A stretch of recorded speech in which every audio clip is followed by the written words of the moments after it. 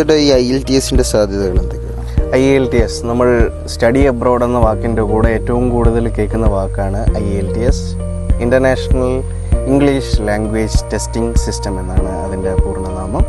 അപ്പോൾ അത് കാംബ്രിഡ്ജ് ഇംഗ്ലീഷും ബ്രിട്ടീഷ് കൗൺസിലും IDPയും കൂടെ ചേർന്നിട്ടാണ് ആ എക്സാം നടത്തുന്നത്. അപ്പോൾ നമുക്ക് ഏകദേശം 2 മണിക്കൂർ 45 മിനിറ്റ് നീളുന്നതാണ് exam. Reading, writing, listening and speaking, ഇങ്ങനെ 4 സെക്ഷൻസാണ് എക്സാമിലുള്ളത്.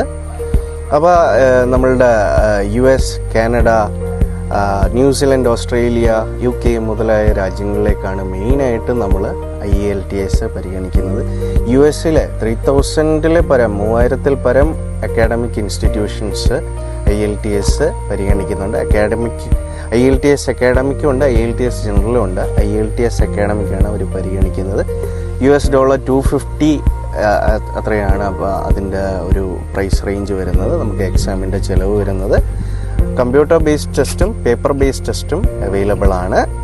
അപ്പോൾ സൂരജ് അക്കാഡമിയിൽ IELTS കോച്ചിങ് ഇപ്പോൾ അവൈലബിൾ ആണ്.